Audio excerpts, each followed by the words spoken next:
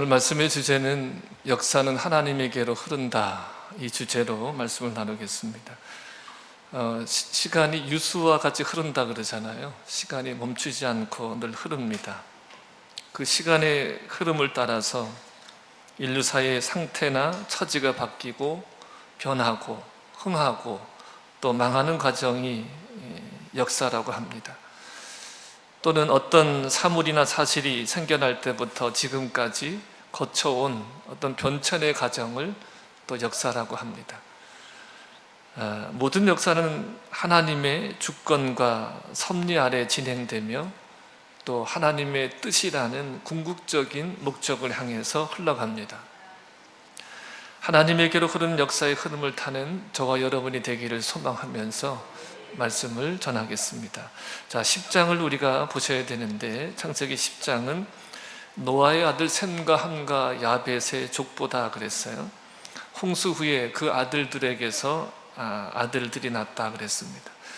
그러니까 여러분, 족보는 축약된 역사예요. 족보는 이게 함축된 역사를 보여줍니다. 홍수 이후부터 이제 11장에 바벨탑 사건에 이르기까지 그 긴 세월을 이제 족보로 나타내고 있죠. 그러니까 족보는 단순한 배열이 아니라, 사람의 배열이 아니라 그 긴 세월 속에 살았던 사람들의 삶의 이야기들이 담겨 있는 거죠. 그리고 또 이 족보를 보면 그러면 이 역사가 어디를 향해 가고 있는가, 그리고 이 족보 속에 살았던 사람들이 어떠한 삶을 살았고 어디로 향해 가고 있는가가 보여지는 거죠. 역사는 또한 하나님의 말씀이 실현되었음을 증언합니다. 하나님이 노아와 그 아들들에게 복을 주셨어요.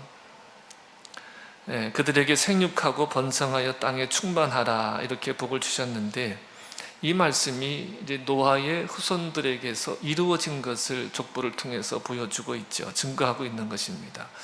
그러니까 하나님의 말씀은 결국 하나님이 이루시는 거죠. 할렐루야.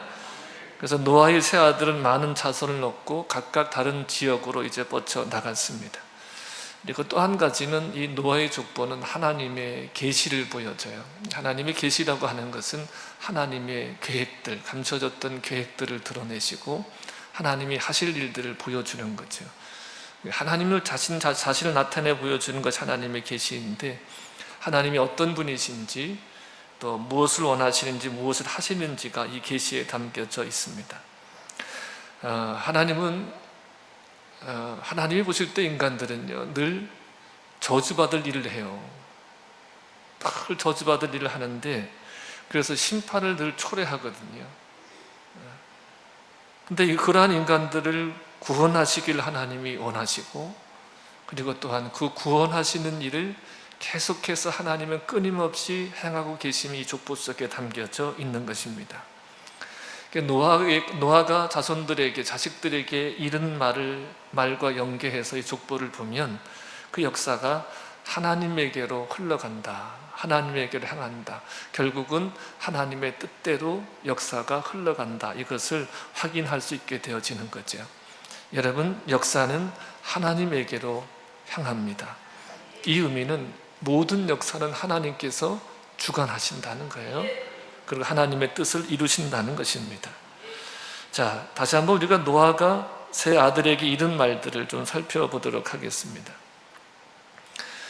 세 아들에게 노아가 말을 했는데, 가나안은 저주를 받아서 그 형제의 종들이 될 것이다, 이렇게 말했고요. 셈에게는 셈의 하나님 여호와를 찬양하라, 이렇게 말했습니다. 그리고 하나님이 야벳에게는 창대하게 되리라 그랬어요. 하나님께서 야벳을 창대하게 하사, 그런데 셈의 장막에 거하게 하시고 가나안은 그의 종이 되길 원한다, 이렇게 말했습니다. 그래서 노아의 세 아들은 많은 자손을 얻고 각각 다른 지역으로 이렇게 뻗쳐 나갔습니다. 자, 그 뻗쳐나간 것을 보면 2절과 5절에 보면 야벳은 지중해 북쪽과 서쪽으로 퍼져나가서 여러 민족을 이루었습니다. 그러니까 유럽의 백인들이 야벳의 후손이다, 이렇게 볼 수 있는 거죠. 함의 자손은 팔레스타인과 아프리카 북쪽 메소포타미아 지방으로 퍼져 여러 민족을 이루었습니다. 셈은 셈의 자손은 주로 팔레스타인과 시나이 반도로 퍼져나가면서 여러 민족으로 나뉘어졌습니다. 자, 이 족보를 표면적으로 보면 셈과 함과 야벳의 자손들이 누구누구를 낳고 어디로 퍼져나갔다, 이렇게 평범한 이야기들로 볼 수가 있어요. 자, 그런데 이 10장에 기록된 노아의 족보를 노아가 자손들에게 이른 말과 이렇게 연계해서 보면, 함께 보면 노아가 자손들에게 한 말대로 이루어지지 않은 것처럼 보여요. 노아가 한 말은 하나님의 계시를 담고 있다 그랬잖아요. 그러면 반드시 이루어져야 되는 말인데, 이 족보를 통해서 보면 그 말대로 이루어진 것 같지 않아 보여요. 왜 그러냐면 저주를 받은 함의 자손이 가장 번성해 보이는 거예요. 자, 그 특징들을 보면 함의 자손에게서 세상에 첫 용사가 나왔다 그랬어요. 그가 니므롯입니다. 그러니까 용사라고 하는 말은 개인적으로는 굉장히 용맹한 자예요. 그리고 정치적으로 보면 아주 큰 권력을 가진 자가 함의 자손에게서 나왔다는 거예요. 근데 표현을 보면 뭐라고 표현을 해서 여호와 앞에서 용감한 사냥꾼이 되었습니다. 그래서 여호와께서 보시기에도 힘이 센 니므롯 같은 사냥꾼이라는 속담까지 생겼다 그랬습니다. 자, 다시 말씀드리면 노아가 세 아들들에게 한 말은 어떤 사사로운 감정의 표현이 아니라 하나님의 계시를 담고 있는 세 아들의 자손들이 미래에 어떻게 살아갈 것인가를 담고 있다고 말씀을 드렸잖아요. 그런 계시인데, 노아의 말과는 달리 함의 자손이 다른 자손들보다 더 창대한 것으로 이렇게 보여집니다. 사실이 그래요. 함의 자손들이 가장 창대해요. 자, 그러면 이 족보를 통해서 하나님은 무엇을 말씀하시고자 하는 것인가를 우리가 봐야 되겠죠. 하나님은 이를 통해서 인간의 탁월한 능력과 힘이 복이 아니라 도리어 하나님께 반역하는 원인이 된다는 것을 보여주는 거예요. 왜 그러냐면 여러분, 능력이 나쁜 게 아니에요. 힘이 나쁜 게 아니에요. 그런데 인간은요, 그 능력과 힘을 바르게 쓸 수 있는 능력이 없는 거예요. 성경의 역사, 이 세상의 역사는요, 그것을 보여주거든요. 힘이 있으면, 능력이 있으면 그 힘을 바르게 쓸 수 있는 능력이 있어야 되는데, 바르게 쓸 수 있는 능력이 인간에게는 없다는 거예요. 그것이 인간의 역사의 비극이고 그것을 보여주고 있는 것인데, 자, 9절을 우리가 다시 한번 보실게요. 9절을 보면 그가 여호와 앞에서 용감한 사냥꾼이 되었다는 표현을 하고 있어요. 자, 이것을 문맥을 모르면 니므롯이 하나님 보시기에 용사였다, 이렇게 훌륭한 용사였다, 이렇게 보여지잖아요. 여러분은 어떻게 읽으셨어요? 제가 뭐라고 안 그럴 테니까 여러분 어떻게 읽으셨어요? 니므롯이 하나님 앞에 훌륭한 용사인 것으로 이렇게 읽혀지잖아요. 자, 그런데 한글 번역 성경을 보면 그렇게 오해할 수가 있어요. 자, 그런데 히브리어 성경을 헬라어로 번역한 불가타 번역이라고 그러죠. 70인 번역에 보면 주님을 대적하여 이렇게 되어 있어요. 번역이 주님 면전에서 방자하게 행하여, 이런 뜻으로 번역이 됐어요. 그러니까 여호와 앞에서 이 말이 뭐냐면 여호와 하나님을 대적하다, 여호와 하나님 앞에서 방자하게 행하다, 이렇게 번역을 했다는 거예요.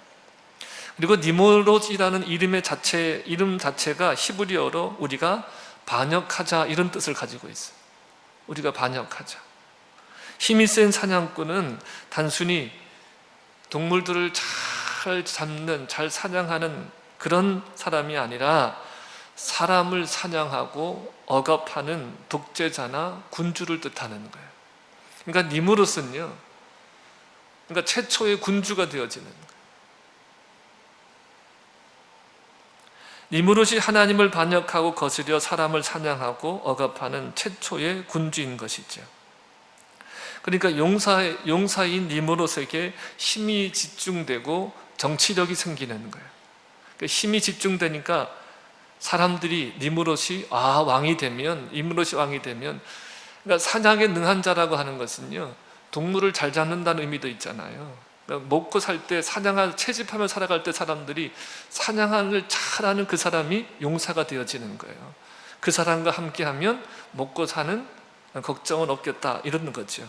그러니까 그 사람이 왕이 되면 먹고 사는 문제 해결되고, 외부 용사니까 외부의 적들이 쳐들어와도 든든하게 지켜줄 것이다, 그런 기대를 하게 되어진 거죠. 그래서 사람들이 알아서 니므롯을 대접합니다. 그러니까 니므롯은 경제적인 용사이면서 또한 정치적인 용사인 거죠. 다시 한마디로 말하면 사람들이 원하는 용사인 거예요. 하나님이 원하는 용사가 아니라 사람들이 원하는 용사입니다. 그래서 니므롯이 결국은 하나님 자리에 서는 거예요. 자, 하나님 자리에 서는 자가 누구의 자손에서 나왔어요? 함의 자손에서 나온 거예요. 자, 10절에 보면 그의 나라는 시날 땅에 바벨과 에렉과 앗갓과 갈레에서 시작되었다, 이렇게 말씀하고 있어요. 자, 하나님을 거스려 자기 이름을 내고 흩어짐을 면하자 하여서 쌓았던 이 바벨탑이 어디에서 쌓아져요? 시날 땅에서 세워져요. 바벨탑을 쌓은 것이 시날이거든요. 그러니까 그의 나라는 어디에서 시작되었다? 시날 땅에서 시작되었다. 그러니까 어찌 보면 이 니므롯은 바벨탑을 쌓는 것을 주도했던 사람, 이렇게 볼 수도 있어요. 자, 바벨 지역이 4대 문명의 발상지거든요. 자, 이것을 차지하려고 하면 뭐가 있어야 돼요? 힘 있는 세력이, 힘 있는 부족이 그것을 차지하게 되어지는 거예요.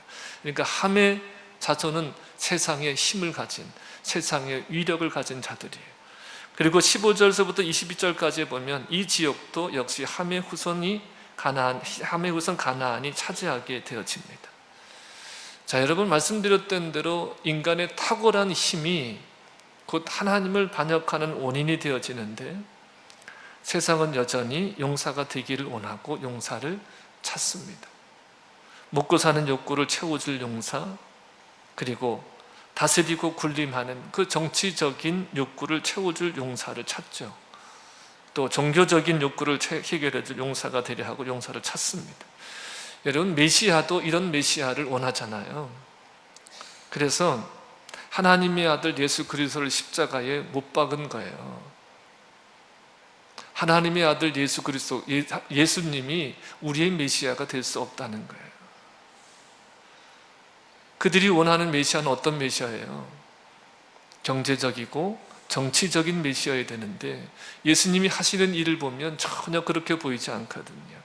그들이 볼 때 죄인들과 함께하고 가난한 자들, 병든 자들, 과부와 고아와 함께하는 거예요. 그리고 예수님이 하신 일을 보면 어떤 그 시대의 로마를 제압할 그런 힘 있는 자로 보여지지 않은 거예요. 그러니까 예수님을 메시아할 수 없다, 나는 그런 메시아를 원하지 않는다, 그래서 예수님을 십자가에 못 박은 거예요. 여러분, 이것이 세상의 정신이고 세상의 가치인 거예요. 이러한 정신과 가치관으로 가득 찬 세상이지만, 이러한 세상 가운데도 하나님은 하나님의 역사를 이루어 가시는 거예요. 할렐루야. 그래서 역사의 주관자는 하나님이십니다. 하나님의 섭리와 주권에 의해서 하나님의 뜻을 향해서 역사는 흘러가는 거예요. 자, 하나님에게로 흐르는 역사의 기록이 성경이에요. 모든 역사가 하나님에게 집중되고 하나님에게로 흘러간다는 기록이 성경이고, 그 하나님의 말씀이 성취되었고 그 하나님의 성취될 하나님의 말씀의 기록이 또한 성경인 거죠. 함의 후손이 세상의 영세로 득세하지만 이들의 결국은 뭐예요? 요나가 말한 누구예요? 노아가 말한 대로 결국은 종이 되어지는 거예요. 자, 여러분, 셈의 족보가 10장 21절부터 31절에 나와 있어요. 여러분, 눈으로만 확인해 보세요. 자, 기록이 되어 있는데 창세기 11장 보세요. 창세기 11장 10절부터 보면 또 셈의 족보가 또 기록되어져 있어요. 차이가 있는데, 10장의 족보와 11장의 족보는 에벨에게서 달라져요. 에벨에게는 두 아들이 있습니다. 10장 25절 보세요. 에벨은 두 아들을 낳고 하나의 이름은 뭐라고 불렀어요? 벨렉이고, 그때 세상에 나뉘었습니다. 벨렉의 아우의 이름이 뭐예요?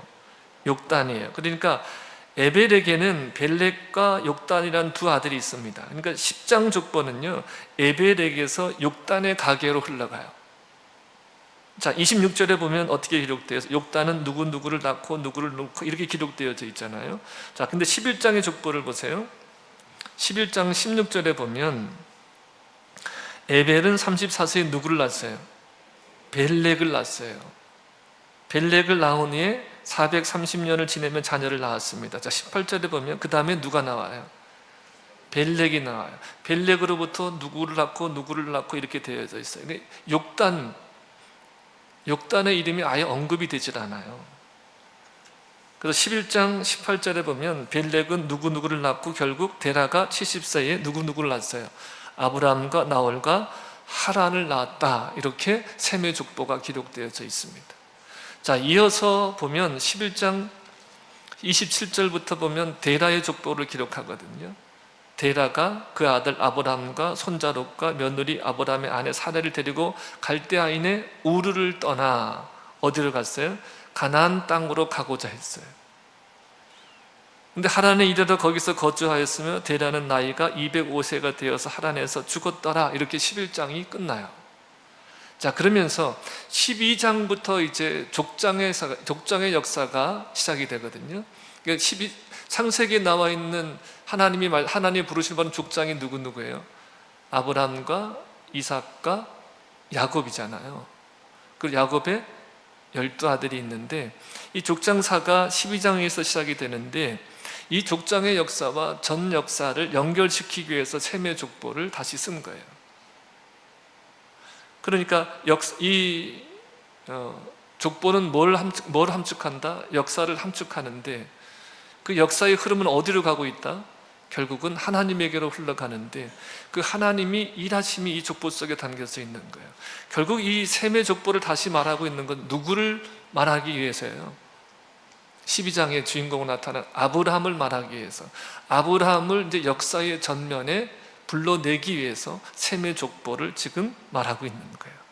자, 그러니까 믿음의 조상이 된 아브라함은 셈 가문의 벨렉 지파의 후손인 거죠. 자, 하나님이 셈의 후손 중에서 이제 아브라함을 지목하여 불러내십니다. 자, 아브라함을 부르셔서 뭐라고 말씀하세요? 무엇을 하게 하시는 거예요? 결국 함의 자손을 치게 하셔요. 자, 여러분 보세요. 이 10장의 족보만 보면 노아가 자손들에게 이른 말이 틀린 거 아닌가? 그대로 이루어진 거 아닌가? 왜 함의 자손이 이렇게 창대하냐? 이런 생각을 하게 되어지잖아요. 그런데 이제 11장에 와서 셈의 족보를 다시 말한다. 누구를 부른다? 아브라함을 불러요. 아브라함이 누구 자손이에요? 셈의 자손이에요.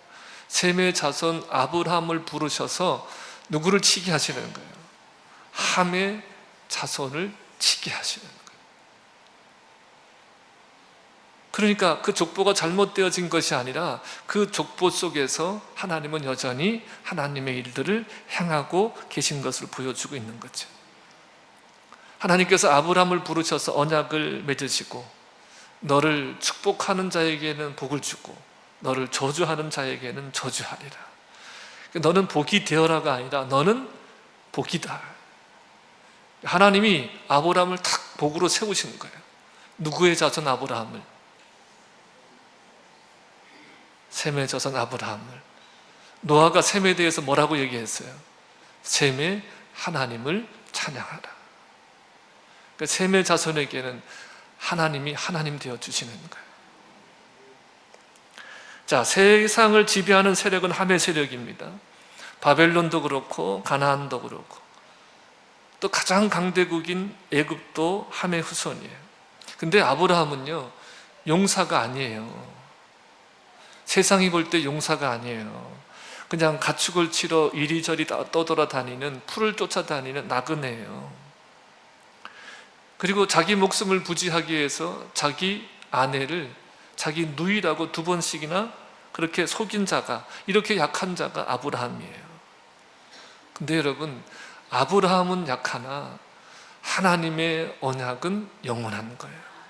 하나님의 말씀은 가장 능력이 있는 거예요. 그래서 하나님의 약속은 하나님께서 어김없이 시행하시는 거예요. 그래서 하나님은 언약에 신실하시고 하나님은 언약에 전능하신 분이에요. 역사는 이렇게 하나님에게로 흘러갑니다. 역사가 하나님에게로 흐른다는 이 표현은 하나님의 약속은 완전하여서 하나님이 이루신다는 의미인 거예요. 자, 하나님께서 셈의 후손을 통해서 함의 후손을 치십니다. 이것이 구체적으로 나와 있는 것이 이제 유월절이에요. 유월절. 여호와 하나님께서 애굽에 재앙을 내리시는데 10번째 재앙이 뭐죠? 애굽 땅에 있는 모든 처음 난 것, 왕위에 앉아 있는 이 바로의 장자로부터 맷돌 뒤에 있는 몸종의 장자, 모든 가축의 처음 난 것을 다 죽이시는 재앙을 내리죠. 자, 시편 78편 51절 52절을 보겠습니다. 시작.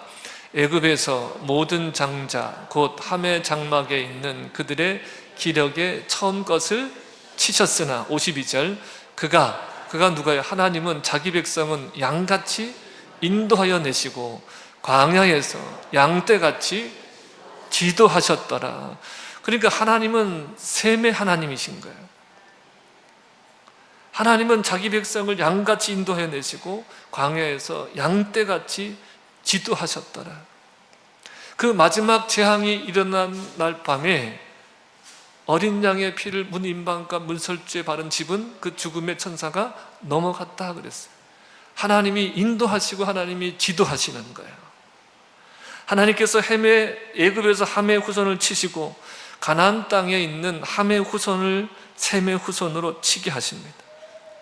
이것을 먼저 아브라함에게 약속을 하셨어요. 창세기 15장 12절로 21절에 보면 아브라함에게 말씀하세요. 내 자손은 4대 만에 이 땅으로 돌아오리라, 이렇게 약속을 하셨어요. 그 약속대로 모세가 출애굽을 시킨 백성들을 이끌고 가나안을 향해 갑니다. 모세의 뒤를 이어서 여호수아가 백성을 이끌고 가나안 땅에 들어가서 그 땅 사람들을 진멸하고, 여러분, 왜 4대 만에 내 자손이 여기로 돌아오리라고 말씀하셨어요? 그 땅에 아직 죄악이 관영하지 않았더라. 때가 되어서 그 땅에 죄악이 관영할 때, 우상을 섬기고 모든 음란함이 나타날 때, 가득할 때 하나님은 그 땅을 이제 함의 후손을 셈의 후손을 통해서 진멸하게 하십니다. 종의 종으로 삼으시는 거예요. 자, 그런데 여러분, 그러나 그것으로 끝난 것이 아니죠. 하나님은 함의 후손의 특징을 지닌 이 모든 세상을 심판하셔요. 이 세상의 배후에 있는 마귀를 멸하십니다. 누구를 통해서요? 셈의 후손으로 오신 누구? 예수 그리스도를 통해서 이 세상을 심판하십니다. 함처럼 하나님의 덮어주심의 은혜를 모르고 무시한 이 세대를 심판하셔요. 자, 요한복음 3장 16절과 18절을 우리가 잘 아시는 말씀인데 읽어보겠습니다. 하나님이 세상을 이처럼 사랑하사 독생자를 주셨으니 이는 그를 믿는 자마다 멸망하지 않고 영생을 얻게 하려 하십니다. 하나님이 그 아들을 세상에 보내신 것은 세상을 심판하려 하심이 아니요 그로 말미암아 세상이 구원을 받게 하려 하심이라. 그를 믿는 자는 심판을 받지 아니하는 것이요 믿지 아니하는 자는 하나님의 독생자의 이름을 믿지 아니하므로, 중요한 표현이에요, 벌써 심판을 받은 것이니라. 하나님은 예수님을 심판하러 보내신 것이 아니라 구원하라고 보내셨어요. 근데 그 구원하라고 보내신 하나님의 아들의 이름을 믿지 않는 것이 이미 심판을 받은 것이다, 이렇게 선포하고 있는 거죠. 그러니까 여러분, 역사는요 하나님에 의해서 하나님의 뜻대로 흘러갑니다. 자, 요한복음 6장 40절을 함께 보시겠습니다. 내 아버지의 뜻은 아들을 보고 믿는 자마다 영생을 얻는 이것이니 마지막 날에 내가 이를 다시 살리리라 하시니라. 아멘. 자, 하나님 아버지의 뜻이 뭐예요? 하나님이 보내신 자, 그 아들을 보고 믿는 자마다 영생을 얻는 이것이 하나님의 뜻이에요. 마지막 날에 내가 이를 다시 살리리라. 이것이 하나님의 뜻입니다. 하나님의 이 뜻을 이루시기 위해서 예수님이 오셨고, 누구 자손으로 오신 거예요? 자, 오늘 말씀에, 오늘 노아의 족보를 통해서 누구 자손으로 오신 거예요? 셈의 자손으로 이 땅에 오셨고, 십자가에서 죽으셨으나 죽은 자들 가운데 부활하셔서 하나님 보좌 우편에 앉아 계십니다. 그 주님이 다시 오셔서 심판을 하시는 거예요. 그러니까 여러분, 결국 역사는 누구에게로 흘러간다? 하나님에게로 흘러간다. 여러분, 모든 세계가 하나님 말씀으로 지어졌습니다. 믿으십니까? 우리가 이것을 무엇으로 알아요? 무엇으로 알아요? 믿음으로 아는 거예요.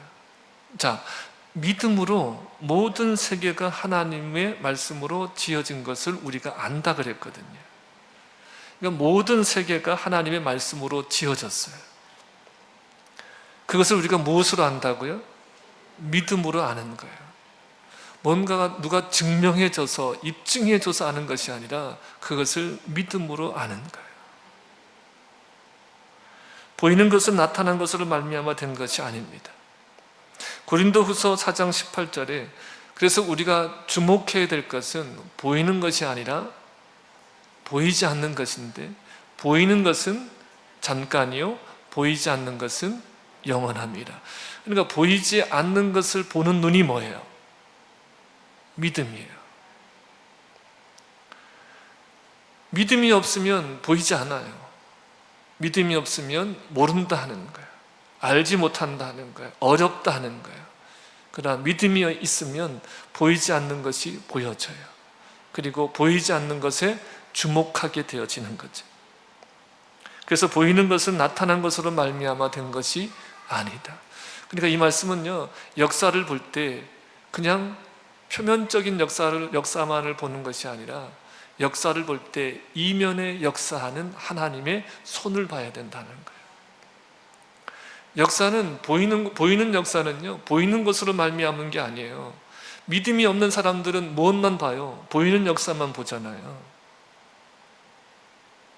보이는 역사만 보여요. 그러니까 보이는 역사를 보고 판단하고, 또 보이는 역사를 통해서 여전히 함의 자손들처럼 용사를 추구해 가는 거예요. 그러나 보이는 것 이면에는 하나님의 역사하심이 있다. 그러니까 이런 거예요. 역사 속에는 역사가 있어요. 역사 속에는 하나님의 전능하심으로 일하심이 있다는 거예요. 그래서 여러분, 다시 한번 말씀드립니다. 역사는 곧 누구에게로 흘러간다? 하나님에게로 흘러간다.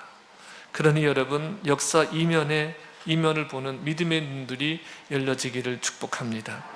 여러분, 어제도 오늘도 그리고 내일도 세상은 영웅을 찾습니다.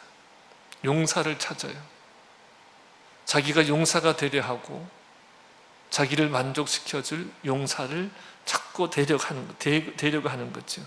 근데 예수님은 그 용사됨, 영웅됨을 거절하시고 십자가의 길로 가셨어요. 십자가의 길로 가신 분이 예수님이에요. 근데 예수님을 주와 그리스도로 믿는다고 하는 사람들이 제 십자가를 지고 주님을 따르질 않아요. 오히려 세상의 용사, 세상의 영웅주의에 빠져 있는 거예요. 영웅주의에 빠져 있어요. 자기를 만족시켜줄 용사를 찾아요.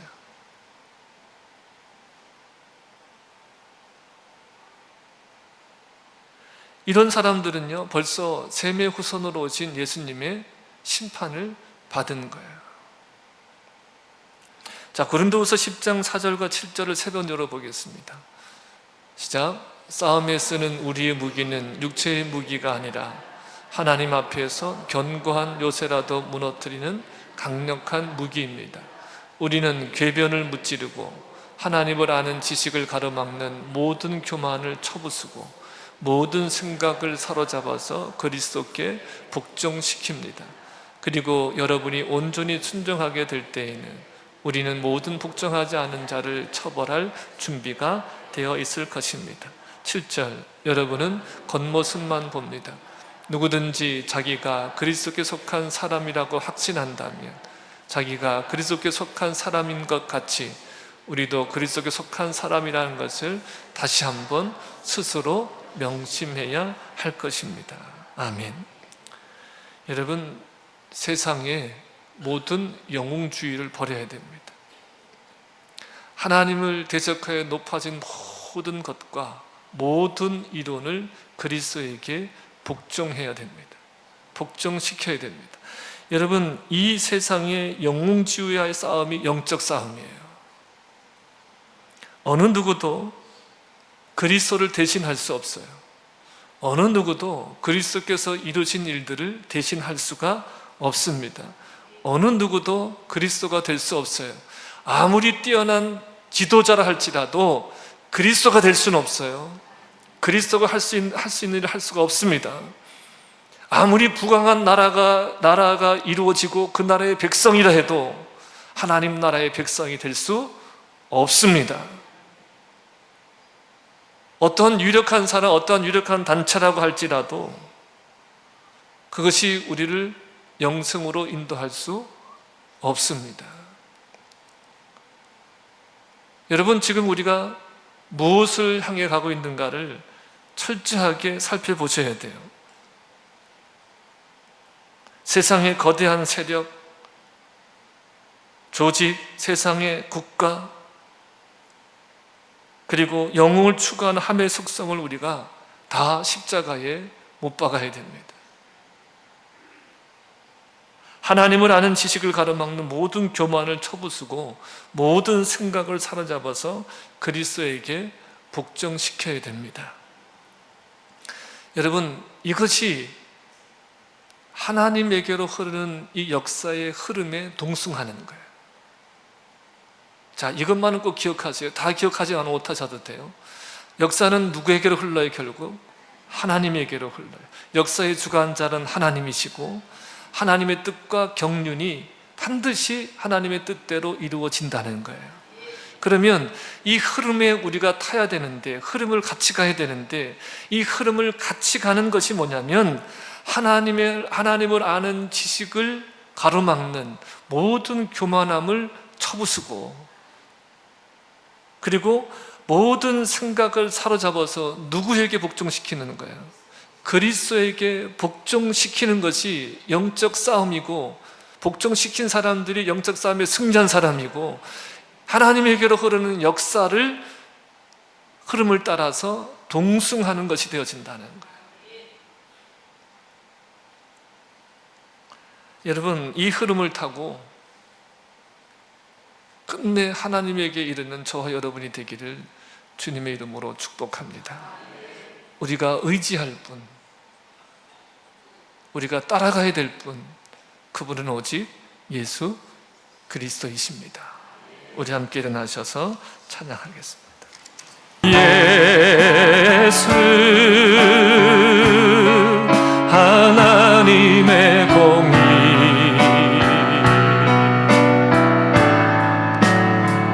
주 독생자 주의 나라 임하시네.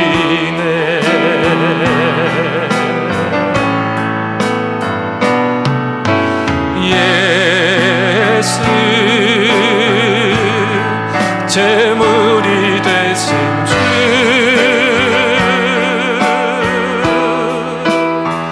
영광 중에 그의 나라, 그의 나라 임하시네. 주의 나라 영원하며, 주의 나라 영원하며, 그의 영광 무궁하리. 왕의 위엄과 능력이 이제 임하여, 선포합니다. 주권과 주의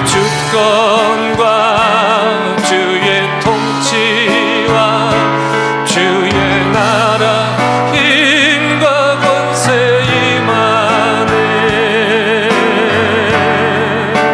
예수 하나님의, 우리 함께 손을 들어 표현하며 찬양하며 주의 나라 영원하며 주의 나라 영원하며 그의 영광 무궁하리.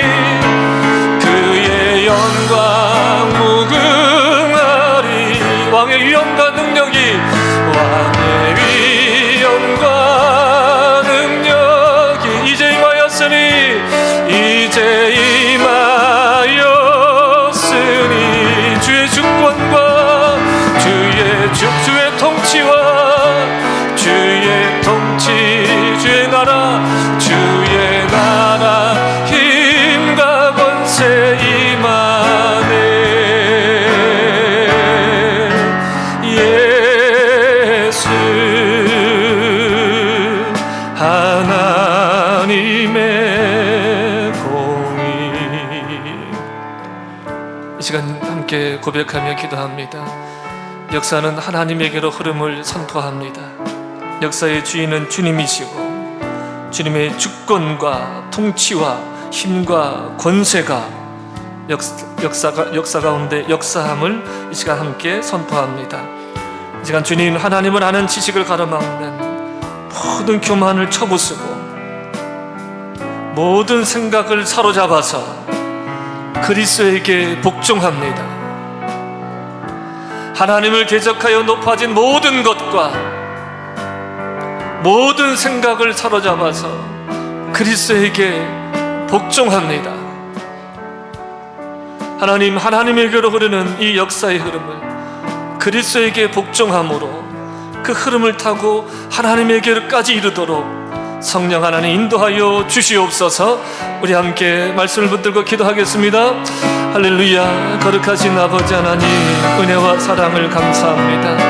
하나님, 보이는 것만이 아니라 보이지 않는 이면에 역사하는 하나님의 손을 볼 수 있는 믿음의 눈이 열려지게 하여 주시옵소서. 보이는 것은 보이는 것으로 말미암아 된 것이 아님을 선포합니다. 우리가 주목할 것은 보이는 것이 아니요 보이지 않는 것임을 선포합니다. 잠깐 있을 것이 아니라 영원한 것을 볼 수 있도록 믿음의 눈을 열어 주시옵소서. 하나님, 세상과 정신과 가치를 따르지 않게 하여 주시고 하나님을 대적하여 높아진 모든 것과 모든 생각을 사로잡아 그리스도에게 복종합니다. 하나님, 그래서 하나님에게로 흐르는 그 역사의 흐름을 타고 끝내 하나님에게까지 이르는 모든 이들이 되도록 인도하여 주시옵소서. 지금도 그 흐름 속에 있게 하소서. 하나님에게로 흐르는 그 역사의 흐름 속에 있게 하시고 끝내 하나님에게까지 이르도록 우리를 이끌어 주시옵소서. 세상의 영웅주의에 빠지지 않게 하여 주시옵소서. 세상의 어떤 뛰어난 지도자도 그리스도를 대신할 수 없으며 그리스도께서 하신 일들을 대신할 수 없음을 선포합니다. 세상의 그 어떤 나라도 영원한 나라가 없고 역사는 흥망성쇠를 보여주고 있는데 그 역사 가운데 하나님의 나라는 영원함을 선포해주고 있음을 믿음으로 보게 하여 주셔서 그 영원한 하나님의 나라를 살아가는 하나님의 사람들 되도록 인도하여 주시옵소서. 하나님을 대적하여 높아진 모든 것과 모든 생각을 사로잡아 그리스도에게 복종합니다. 세상의 영웅주의를 파쇄합니다. 세상의 어떤 지도자도, 세상의 어떤 뛰어난 지도자도 예수님이 하신 일들을 대신할 수 없으며 그리스도가 될 수 없음을 선포합니다. 세상의 어떤 나라도, 어떤 막강한 힘을 가진 나라라 할지라도 영원하지 아니하며 하나님 나라가 될 수 없음을 선포합니다. 하나님, 우리를 긍휼히 여겨주셔서 하나님에게로 흐르는 이 역사의 흐름을 타게 하여 주시옵소서. 그리스도에게 복종함으로 이 역사의 흐름을 타고 끝내 하나님에게까지 이르는 놀라운 은혜를 누리는 자들 되게 하옵소서.